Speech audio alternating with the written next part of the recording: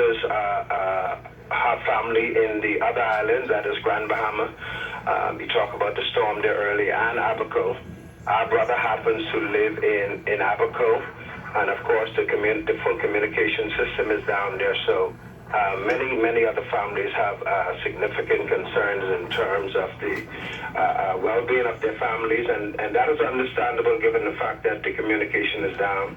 But you can appreciate the anxieties, you can appreciate the worries, you can appreciate the concerns that many family members would have in that regard. Yeah, no kidding. What have you heard? Because communication, as you said, is difficult. We have seen satellite imagery which shows what looks to be about 50% of Grand Bahama Island underwater. Grand Bahama Island, as Al Roker was just saying, was under the storm for about 48 hours directly. Abaco got it very hard, however. What have you been able to get word? Is the news there giving you some sense of what that damage looks like? Well, the Prime Minister would have had some press conference, and he described it as historical tragedy. So you've seen some images by way of the social media, and I can tell you, Ali, that the Abaco, the Grand Bahama that we would have known in terms of its infrastructure, seem to be under tremendous disaster. And so we can imagine the extent to which not only the people in Abaco, but relatives all around the Bahamas are concerned about what is going on in these islands. Houses are lost. We've heard nightmare stories of people in their roofs, persons who would have gone to execute emergency assistance. Yeah. Some of them had to turn back due to the weather, due to the full amount of water that overshadowed places like Grand Bahama and, of course, Abaco. Pastor, you're in Nassau, which did not get the brunt of it, but if people look, I'm going to ask our producers to put up a map of what that storm looked like as it went over the Bahamas.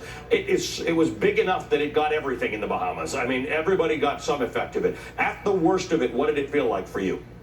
Well, at the worst of it, of course, Nassau being a low-lying area, so any amount of water in that regard would have put all of us under flooding sort of zone, like.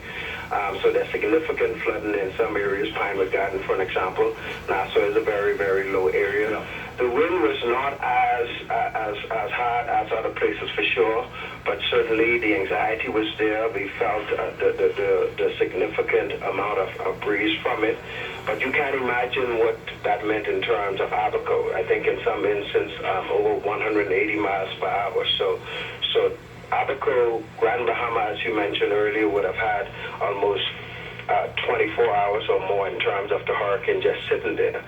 So what we would have seen, what we would have heard is horrific in itself. And so beyond just the building, beyond just the supplies and the other stuff that I'm sure partners around the world will respond to the dilemma that we face, is a psychological effect. We've never been this way before. I just want to show hurricanes, we know what it's like, but we've never had to face the like of a hurricane. No, this is remarkable. We've had people in the Bahamas telling us. We had one gentleman saying to news crews that this is like fighting an enemy where the enemy has all the weapons. I just want to show you. The pastor's talking to me from Nassau. This is Abaco. This is where the hurricane came in with winds of 180 miles an hour. This is Grand Bahama Island, which, by the way, this is what it looks like on the map. This is not what it looks like on the satellite right now, because about 40 to 50% of this is underwater now. And this is where that hurricane stayed for almost 2 full days as a Category 5 and then a Category 4 hurricane. Well, you make an interesting point, Pastor.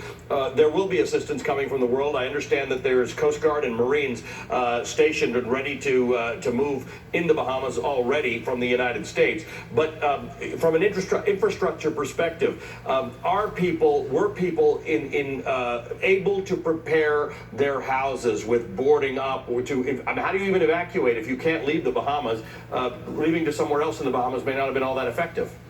Well, I'm sure there's been cases of boarding up. Of course, in Abaco Island, for an example, there's a significant area that we normally refer to as the mud area, whose infrastructure is there. I don't know the extent of the damage. We would have seen some pictures, but it seemed that even if you were battered out, even if you took the necessary steps to protect yourself, we have heard stories of people who were above sea level in terms of their building, who would have gone into these type of infrastructure. But imagine, like you said, that degree of breeze, that degree of wind, that degree of water and surge.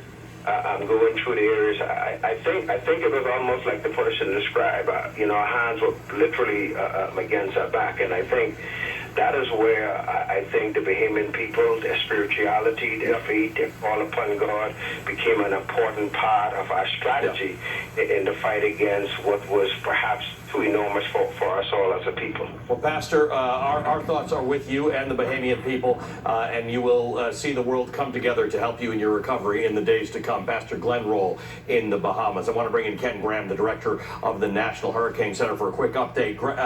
Ken, you have been saying this for days, where America is not out of the woods on this one, and as we're seeing, we may not get a direct hit, but there's going to be a lot of effect.